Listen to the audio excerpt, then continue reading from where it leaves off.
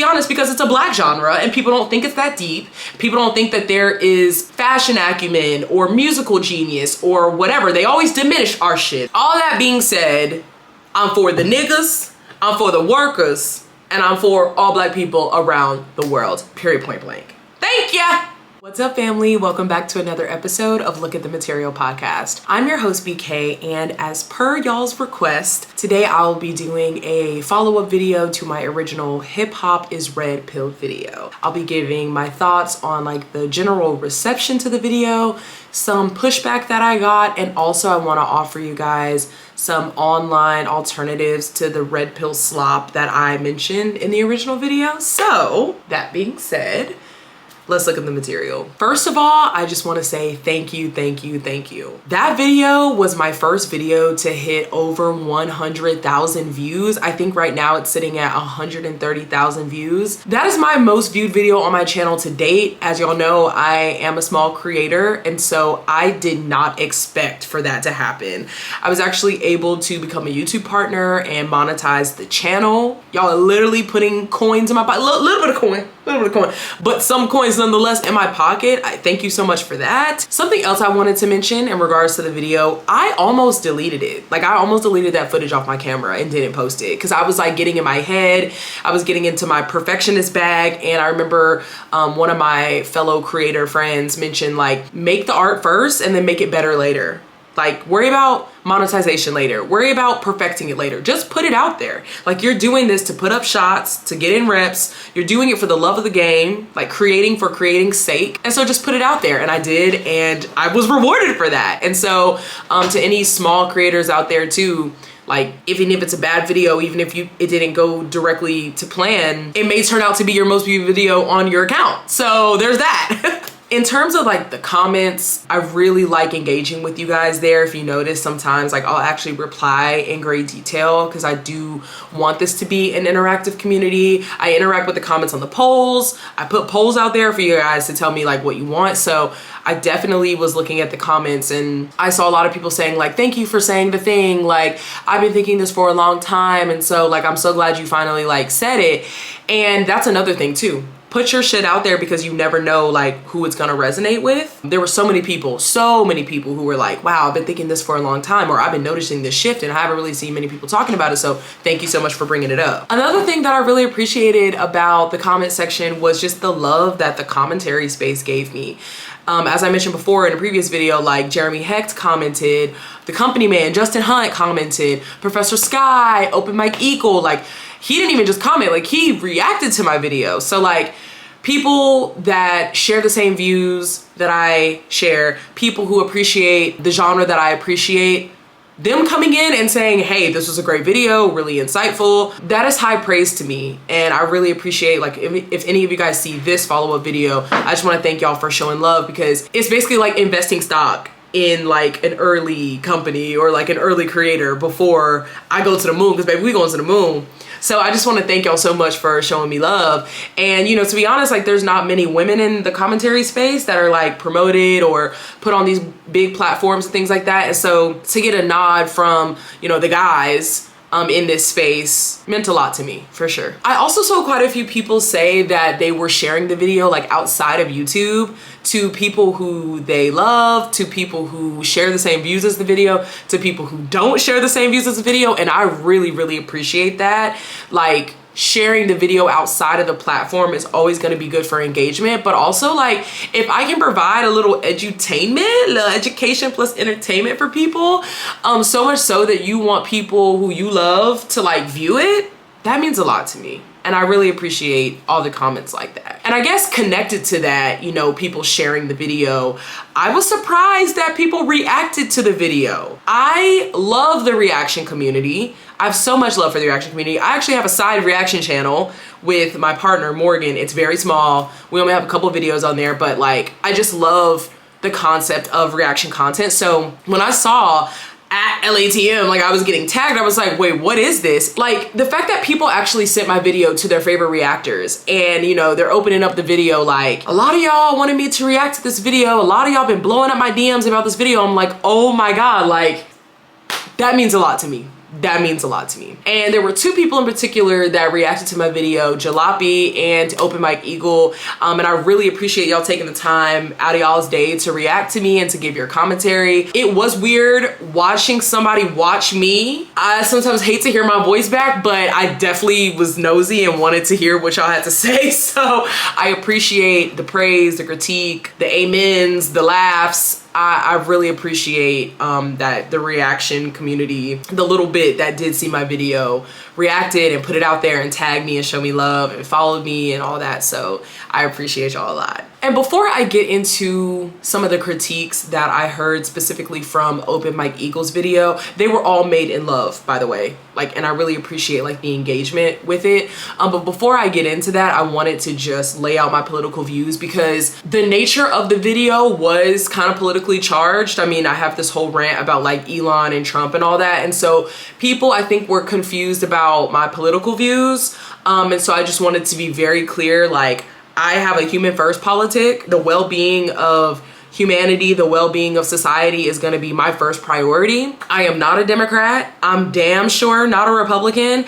I honestly feel like our two-party system has failed us largely. And I think it's just hard to put millions, hundreds of millions of people's ideological views into two parties. That just doesn't work. In other countries, they literally have multi-party systems. They have more than two for their people to choose from. So I just don't think that the two-party system serves us at all. But I am not a centrist.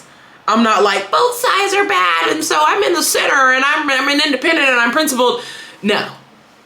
As a broad term, I call myself a leftist. I lean to the left. These days I might say I'm a socialist. It basically means I'm anti-capitalist. I think that society should own the means of production. I think that wealth should be distributed more equally among the populace instead of being hoarded by a very small group of powerful people at the top. It's obviously deeper than that. I'm not about to get into the Communist Manifesto with you right now, but I do look at the world through a more leftist lens. And I do believe that class struggle is the ultimate struggle, right? It's top versus down, not left versus right. But ultimately, I'm a black person first. And so I know how some white leftists will get into class reductionism where they're it's about class. This whole race thing is a distraction.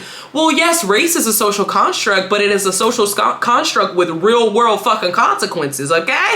So I'm pro-black first. If anything, if you don't take anything away from this, I'm pro-black. I'm pro all black people, mind you, around the world. Not just black Americans. I'm not with that FBA extremist shit. I'm not with that shit, right? I'm for black people. I'm for all black people. And I'm pro-working class. So whether you want to call me a commie, a socialist, a leftist, whatever, just don't call me a fucking Democrat. I saw that in my comments. I am not a Democrat. I vote strategically in terms of electoralism. I voted for Kamala in the last election because I was not going to vote for Trump. I also voted all the way down my ballot. I think that state and local elections are really important for actually impacting our material lives. So all that being said, I'm for the niggas, I'm for the workers, and I'm for all black people around the world, period, point blank. Thank ya. So I did mention that there was a little bit of pushback in Open Mike Eagle's reaction video. Basically, I boiled it down to three things. The first thing is that this right-wing shift has been happening, and what I'm saying is nothing new, right? A lot of this stuff has been spoken about, particularly in the early 2000s when you get into the shiny suit bling bling era and this hyper-capitalist, hyper-consumerist tenor takes over the genre. I was born in 98 though. So I'm just speaking from my reference point as a 27-year-old in 2025 experiencing what I'm experiencing with hip hop. But that's the first kind of pushback was hey, this has been a thing. I had your fervor and your energy back when I was your age, and it's still the same fight. That was kind of the first thing. The second thing that he mentioned was that misogyny is at the root of all of this. And I agree. I agree that misogyny, hatred of women, discrimination of women is a bonding practice for men in general under a patriarchy. And then I think that misogyny, sexism has been a cancer, a constant cancer in hip hop. So I know I talked a lot about the red pill in terms of Aiden Ross and that pipeline, or Trump and the streamer pipeline and all that. But misogyny is what connects it all. It's something that black men can participate in to bond with white men under a white supremacist capitalist patriarchy, right? Shout out to Bell Hooks for that. And the third thing that was mentioned is that, you know, capitalism is a big part of this shit as well. I agree that chasing money over ethics, chasing money over community, and chasing money over integrity in terms of our black tradition is a killer of our community. And I think overall, like, that was a big part of my point, is that the love of money and the love of power and the subsequent degradation of women is not just now taking over hip hop. Like, I know this has been a thing, but I feel like the digital world is ramping it up. And it's something that I'm just witnessing as a Gen Z black woman who loves hip hop. And so that's kind of like my POV. And I also want to say, like, I by no means want to romanticize the roots of hip hop, because, like, I know there's a history of protecting abusers, there's a history of diminishing women, there's a history of just feeding into money, money, money over everything. But I do want people to know the history of the origins of hip hop, both politically and artistically. That hip hop was started in the Bronx in the 70s. That there's 5 elements to hip hop: DJing, graffiti, MCing, breakdancing, and knowledge, which is the 5th part. That hip hop was created under conditions of extreme poverty. Landlords at the time were burning buildings for insurance money, sometimes with people still in them. I wanted people to know that there's a history of hip hop being used as protest music and as a way to come together as a community. I want people to know that there's a history of hip hop being used as a mode of communication for black people. Not even just in this country, but globally. There's oppressed people around the world that really connected to and drew to hip hop because of the consciousness within it, because of the use of it as resistance music and protest music. Like, as we dealt with the scourge of white supremacy, of poverty, of discrimination, of destitution, we use hip hop as a way to tell that story. And that communicated to people across the country, across the world, oh, this is what they're going through, and oh, I'm going through it too. And there's this kind of interconnectedness of our struggle that's being performed through hip hop. I want that to be known as well. Like, overall, my general point in the original video is that we have a black artistic tradition that was started a little over 50 years ago by black people as a form of resistance and expression coming from black people. And I don't take that lightly, and I don't take that for granted. And I think that if we had a more intimate knowledge of that history, we wouldn't be falling into this trap of, like, shitting on our own traditions and moving to the right and not using hip hop as a way to continue to be politically aware, especially in 2025. I feel like over time, the genre has been cheapened to a certain extent, and I feel like the red pill spaces online accelerate that, and I just don't want us to fall into these traps. And I feel like that was my original intent of the first video. And quickly, I do want to give y'all some recommendations for, like, learning about the history of hip hop. That definitely got me started. This is just a start. This is not the end all be all. But Hip Hop Evolution is a documentary you can watch. Rapture is a documentary you can watch. Ladies First, A Story of Women in Hip Hop, is a documentary you can watch. And Fashion Killer, which is a book authored by Sowmya Krishnamurthy. This book entails, like, the gritty details of hip hop and how it was started. She goes into DJ Kool Herc and his sister throwing the party. She has, like, never before seen archival photographs of fashion and how people in hip hop revolutionized the fashion scene. Really, really good book. Make sure y'all order that and support her. And I guess, like, continuing this little brief history lesson, I wanted to emphasize the juxtaposition between, like, early examples of consciousness in hip hop and the sexism that was upheld. This is the tension that I feel like is always there with hip hop. As a woman that enjoys hip hop, I'm like, okay, I'm tapping my toe, but fuck, like, the bitches and whores that are being, like, barked in my ear right now over this sick beat is something that I feel like we've had to contend with forever. In the beginning of hip hop, you do have conscious movements with, you know, Grandmaster Flash and the Furious Five, with African Bambaataa, who actually is the one that, like, coined that knowledge portion as the 5th element of hip hop. right? Chuck D, Flavor Flav, and Public Enemy, right? Fight the Power. And I actually found an article about Public Enemy by CJ Baker at Ongoing History of Protest Music that said, quote, Chuck D has stated that Public Enemy was trying to create the hip hop version of Marvin Gaye's What's Going On. Music that reflects the times. Like, I'm looking around like, what the fuck is going on? We've got children dying. We've got police brutality. We've got white supremacy. We've got oppression. What the fuck is going on?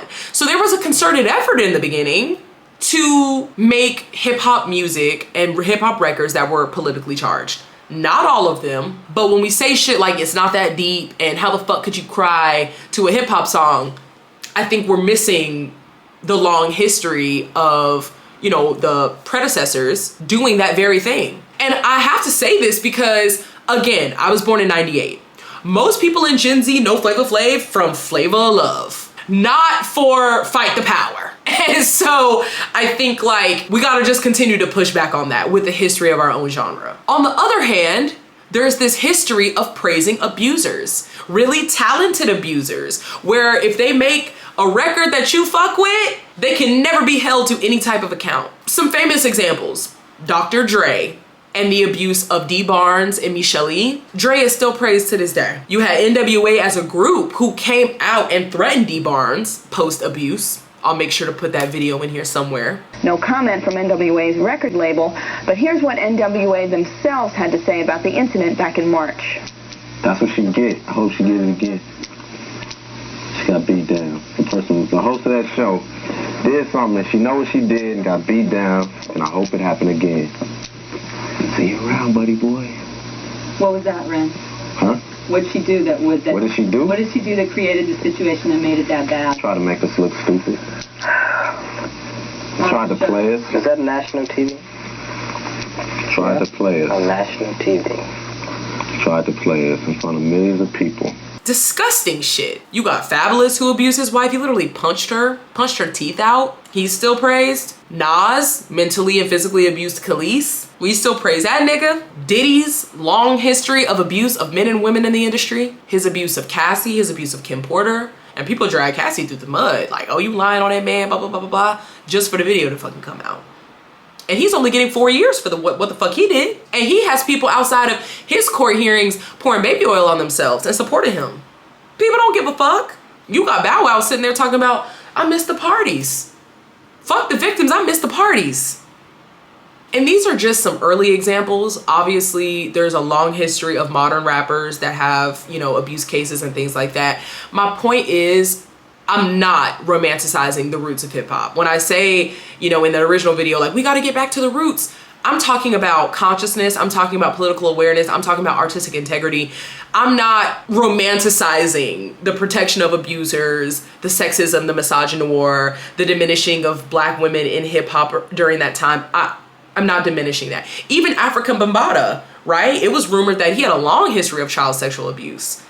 That's a pioneer of hip hop. And there's this tension between like praising the guy for doing the thing. Jay-Z cheating on Beyonce like a dog. Capitalist pig. Said that, oh, they're coming up with new words. You know, they're calling us capitalists. They used to call us monkeys. I mean, just the most foul shit that we continue to praise because, oh, the Black Album, oh, fucking Ether, you know?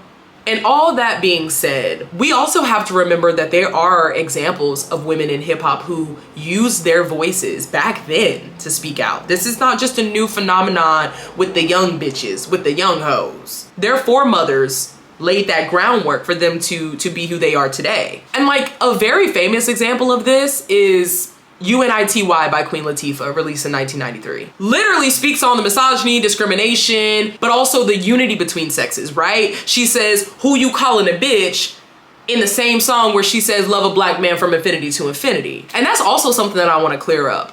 I don't hate men. I don't hate Black men. I love Black men. I love Black people, period. And I think that there's this misconception when it comes to womanism or feminism or wanting equality of the genders. We want equality of the genders. I believe, as someone who considers themselves a womanist, a feminist, whatever you want to call me, I recognize that both men and women suffer under patriarchy. Like, when our society is dominated by rich, white, powerful men who happen to be able-bodied, who happen to be straight, I think we all suffer under that domination.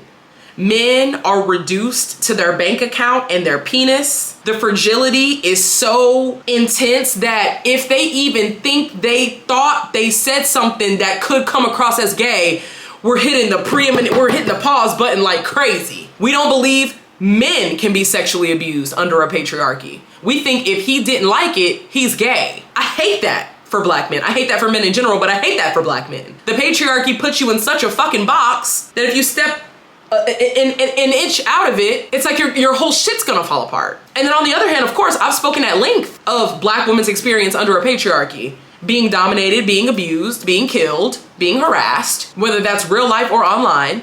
I think we both suffer under a patriarchy. So when I'm calling this shit out, I'm not just saying girl good, man bad. I think that's a very flat analysis. I don't have that analysis. But I don't hate men. And I think that's reflected even with Queen Latifah. Love a black man from infinity to infinity. Nigga, you're my brother. You're my brother. I love you. But there needs to be mutual respect. There needs to be mutual advocacy. We need to actually truly be in community with one another. You gotta hold your brothers accountable when they're out here essaying and abusing and all this shit. I think there's a huge misconception when you're pro-woman under a patriarchy, or you call out the patriarchy, that you just hate men. That's not the case. I want y'all to be free from the shackles of patriarchy as well. I do.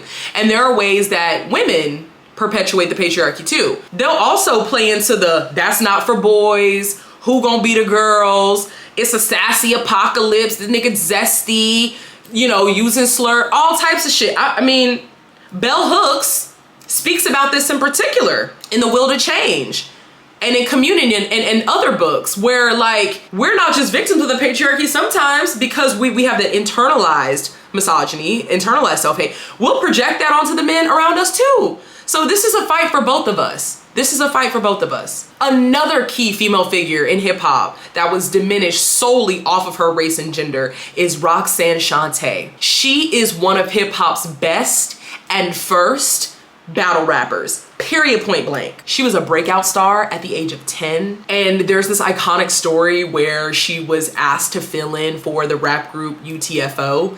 And she spit a 7-minute diss track called Roxanne's Revenge, which made fun of the group's manhood and rapped from the woman's perspective in a song that they were gonna put out. And so at 14, she became one of the best battle rappers and sparked one of the most iconic battles in hip hop history called the Roxanne Wars, where nearly 30 diss tracks were released. But despite her skill, despite the fact that Nas said he looked up to her, she faced challenges as a dark-skinned black woman in that space. She faced physical and sexual abuse, foster care, colorism, sexism, the list goes on. And like, honestly, her name goes largely unknown in this space. But when we think about women in hip hop, this is not just a new fucking trend or a new fad. Like, oh my God, all these girls are popping up everywhere. They're women, first of all. And they've been here. Back in the day, you had Sister Souljah spreading her, pro-black, pro-Africanist messaging. She actually had some beef with Bill Clinton, which was pretty cool. Lil' Kim and Foxy Brown, they pushed back on the sexism and the boxes that were put on us by like reclaiming their own sexual agency. You had MC Lyte, who was the first woman rapper with a gold record for Roughneck. I believe it was for Roughneck. You had DeBrat and Missy Elliott redefining femininity for them, as they weren't the Foxies and the Kims. They were a little bit more mask and a little bit more avant-garde and experimental with the garb that they chose to wear and their flows and their beat selections. Like, women have been in this bitch. Despite the chokehold that abusers and sexism and all this shit has had on the genre, baby, there's history there that needs to be known.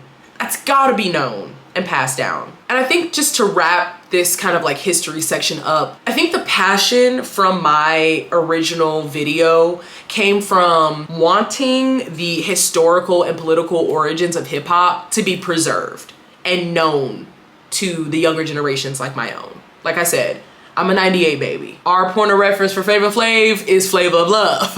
Like, we gotta do the knowledge a little bit, right? The passion also came from wanting people to know that women have always been in hip hop and have always had opinions about misogyny, about abuse, about sexism towards women in general. Like, they were not these silent, cutesy little teeny boppers. They also had something to say at the time. And it also came from wanting us all to be more aware of right-wing agendas that are trying to move us more towards the right-wing pipeline and towards policies and ideologies that do not benefit us as Black people. It's the okie doke. It's the wool over your eyes type shit. And like I said in my OG video, they may keep you around and pat your head for a little bit so that you can carry on their agenda for them, and then they will discard you like the trash they view you as. There's nothing there for us in terms of the red pill shit.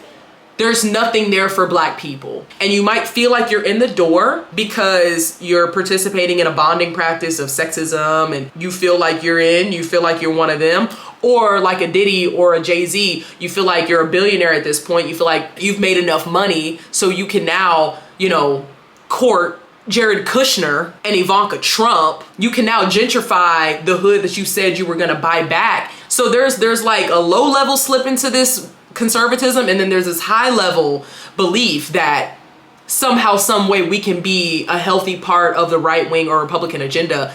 And in my view, that is not the case. And I think hip hop has long since been used as a vehicle and a Trojan horse to embed right wing shit into it and spread it to Black people. Don't fall for the okie doke. To close out this video, I wanted to just give you guys some alternatives to the red pill slop that I talked about in the original video, because I do think it's important, as Open Mike said in his reaction video, to uplift people who are doing the great work and are exemplifying the things I want to see out there. So I'm just going to kind of go through a list of media, journalists, podcasts, commentary spaces that I consume, that I can put you onto if you're not already aware, to kind of rig your algorithm and push you into more progressive echo chambers. Let's look at the material. Let's start by supporting the hard work of actual journalists and trusted voices in this space. Like, I know niggas don't want to read, and I know niggas want to just consume stats from Hip Hop All Day and Rap Alert and all that shit in NFR podcasts, but there are real hip hop journalists out there, cultural critics, cultural journalists, authors that are out there putting out good work that I think you should support. A couple of those voices include Brooklyn White Greer, and I'll make sure to put all of their information in the description below. She's an incredible writer. She's a cultural critic. She's a journalist. She does great archival work in terms of sourcing old or original magazines and photos, whether they're digital or print, and putting them out there for people to see. You can learn so much history from the work she puts out there. She's also an author.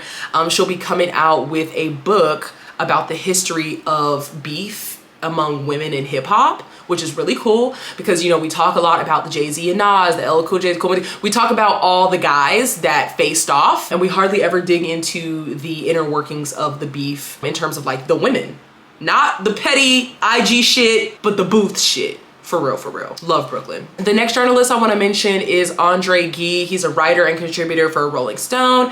Incredible hip hop journalist. I think he does great socio-political analysis on like hip hop, but also just like media and the music industry in general. Definitely go check out his work. He did some really good stuff during the beef as well, about the fact that women and children are like the targets. They're like caught in between the fire of these two guys beefing. It's like these two men are beefing and the women and children are like at the mercy of them. I thought that was a great read. So definitely go check out Andre. The next person I want to mention is Kia Turner. She's Key at the Garden on Twitter. I loved her article about Kendrick's Super Bowl performance. Definitely go check that out. The last writer I'm going to mention in this category is Sowmya Krishnamurthy. She is a journalist and an author. She's author of Fashion Killer: How Hip Hop Revolutionized High Fashion. She was able to source some incredible, some never before seen imagery of the fashion moments, most iconic fashion moments in hip hop that revolutionized the genre and the fashion industry as a whole. I believe this book can actually be cited in academic work.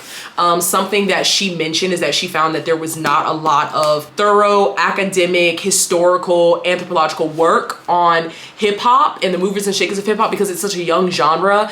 And to be honest, because it's a Black genre and people don't think it's that deep. People don't think that there is fashion acumen or or musical genius or whatever. They always diminish our shit. They always say it's just mumbo jumbo. It's not that deep. Why the fuck are you crying over YB song? Sowmya digs into the history of fashion and hip hop and ghetto fabulous and a lot of the history that is lost because people just don't think that our stories are worth telling. And it's a fire coffee table book. I mean, it's fucking fire. Happy Halloween.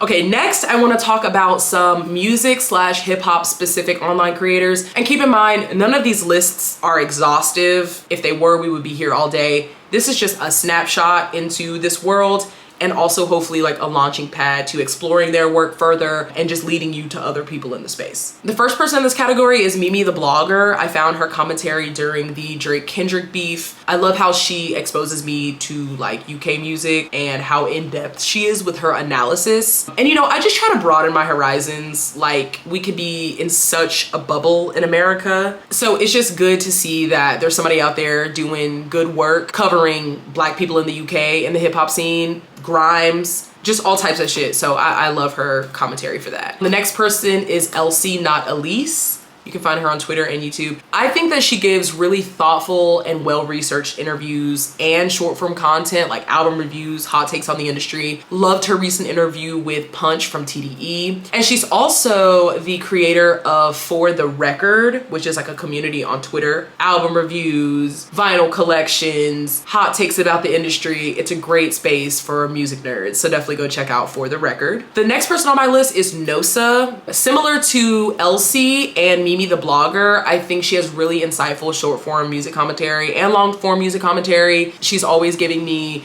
new perspectives to like view long held beliefs about the industry. So I really fuck with Nosa and what she's doing. And I believe she has a joint podcast with Elsie, if I'm not mistaken. The next group of creators I'm gonna talk about actually have a show called The Bigger Picture on Hip Hop DX. It features DJ Head, Jeremy Hecht, and Elliot Wilson. I think Elliot and DJ Head can be a little dense and old school sometimes, but I think they offer incredible insight and wisdom on like the hip hop industry and hip hop history as a whole, because they lived through a lot of it too. Elliot is a journalist and a pioneer in the hip hop media and journalism space. His bylines are like this fucking long. Head is a world-renowned DJ and cultural commentator, and I actually found him during the beef because he was just like, I actually fucking know Kendrick and a lot of people are posting a lot of false shit, so I was like following him throughout the beef. That's also how I found like Glasses Malone and a lot of people in the commentary space too. It was just really cool. And then of course Jeremy Hecht. He's a journalist who brings research and nuance and representation for young people to the show, and he be showing me love online, and I really appreciate that. Like, he's just really inspiring. The next show is Rap Latte. Obviously, I love and look up to Teray for the work that he's done in the hip hop like journalism space, but also for asking R. Kelly that iconic question. Do you like teenage girls? When you say teenage, how are we talking? What did he say? Girls who are teenagers. 19? 19 and younger. I have some 19-year-old friends. And he's also joined on the show by his co-host King Green. The next thing I think you should tap into is Culture United. This is the creation of Justin Hunt, also known as the Company Man. I love the concept as a whole. I've been watching since episode 1. And I just love that it brings together people who may not typically share the same space, but they all provide wisdom from their point of view. I really love what Justin is doing over there, and I'm glad that he's continued with Culture United. Those streams have put me on to so many people and have gotten me through some pretty long shifts at work, so I appreciate y'all.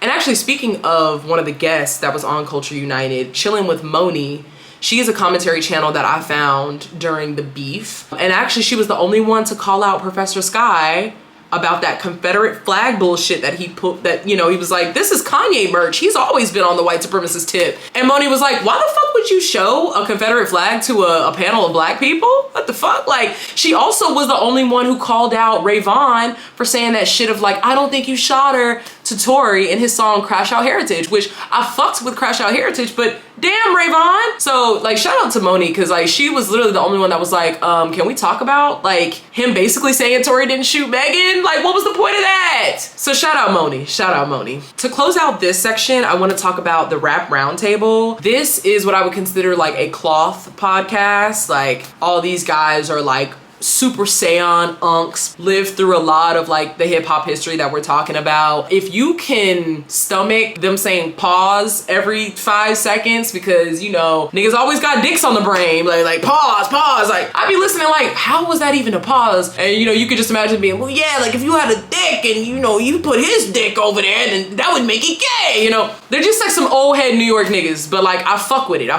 think they do really good work there. You got Jarvis, you got Dini the Balance, you got Macito, you got Sincere the Rap Snob. They cover the underground, the mainstream, the over underground. They have a well-rounded approach to discussing like the music industry stuff, like metrics, while also talking about the music and the artistry. I really love the balance that they have on that pod. It's really cool. And then last but not least, we have Rob Markman. He's an artist and a journalist. I think he provides level-headed perspectives on really hypercharged topics in hip hop. He's principled, cloth certified, super OG in the game. Love his work. The last thing I'll leave y'all with are some commentary channels that talk about culture, music, politics, black people shit in general. We've got Open My Eagle. Absolutely love his point of view and the way he uplifts the underground and like just his politic in the space. Thank you so much for reacting to my video. Really hope we could collab at some point in the future. Curtis King, of course. I love what he's doing with the DIY brand. I absolutely love his commentary and his awareness of like the history of hip hop. I would consider him more of a purist, more of a hip hop purist. Some people would say he's a backpacker, but he's definitely pro independent artistry, pro making all your money, which is really important in this system of monopolies in music, where like 3 companies own everybody's shit. Being a DIYer and pushing the independence tip, you're always gonna get your 10s from me, Curtis, for sure. The next person is actually a mutual of mine on TikTok. He's known as Jay's Mind on YouTube. Jovanny Bates. Love his like political lens when discussing music, media, culture. I know he was recently on Rap Latte. I still have to watch that debate. I think it was about like Tyler. So I'm sure that got very sticky. But I saw a clip where he was like, read that Franz Fanon, nigga, and I'm always gonna support that shit, okay? All my niggas love Fanon. Next, we have FD Signifier. He is one of my favorite creators on the platform. Super Saiyan level unk. I mean, down to like mispronouncing names and shit. Like, he's funny as his series of trying to listen to Playboi Carti, that was just gold. He actually did a video essay on Lauryn Hill a couple years ago. That was this huge historical deep dive into Lauryn Hill. And first of all, I didn't know half the shit about Lauryn Hill that he put in the video, but I was like, damn, like this is a really talented video essayist and someone that does deep dives on black media, black music, black figures. And if you liked my Hip Hop is Red Pill video, please, I'm begging you, go watch his Manosphere videos. It's like required viewing in my opinion. Manosphere, M-A-N-O-S-P-H-E-R-E. His videos about this opened my mind about like patriarchy in the digital age, softened me to the plight of like young men and boys, really just opened my mind in a lot of ways in terms of like how to relate to men under a patriarchy and trying to understand this red pill space, the Kevin Samuels, the Aiden Rosses, the Andrew Tates. Like, he really gets into the weeds. And if you like his content, follow his evil twin, Lil Bill. The last 2 podcasts I have to shout out are the JAAM Podcast, hosted by JJ, Allen, AB, and Matt, and the Grits and Egg Podcast, which is hosted by one of my mutuals, Deontay Kyle, and Big Ice Cup Cat. Starting off with the JAAM Podcast, I just love how they are just some black leftists in Chicago, passionate about culture, music, politics, the important shit in the real world. I love their energy. I love their passion. I think they're great role models for young men like them. Literally being a combatant to this red pill overtake that wants to capture our young black boys. Put them onto the JAAM Pod. Absolutely love the work that they're doing there. And they just bring a smile to my face every time. I'm like, oh, I just love to see young black men passionate about progressive ideas and shutting that shit the fuck down, period. And of course, last but certainly not least, the Grits and Eggs Podcast. That is the pod of the year, pod of the century. I think they're doing great work online and in the community. I love what they're doing with New Music Mondays, putting on like aspiring hip hop artists and shit. Man, Deontay, aka the Antichrist. I've been watching since the truck. I've been watching since she was propping that bitch up in the truck and spitting that reel. To see how you have come so fucking far and to not change a damn thing about yourself and to double down and put your heels in about the liberation and expression of black people, you gonna always get your tens from me. You gonna always get your tens from me. Touching on politics, music, culture, hosting some of your favorite artists and creators and people in this world. Like, I'm really, really, really proud of the work they're doing over there. And hopefully we can collaborate sometime in the future. Well, if you made it to this point of the video, I want to say shout out to you. Thank you so much for all the support thus far, for investing in me as a young creator, as a small creator. I am in school, so, you know, it's like a little slow drip of content. I don't have an editor yet. I don't have a team. I'm not making $1 gazillion from this shit. I'm doing it for the love of the game.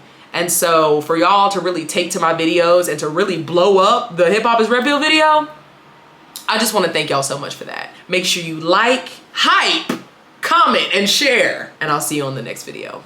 Bye.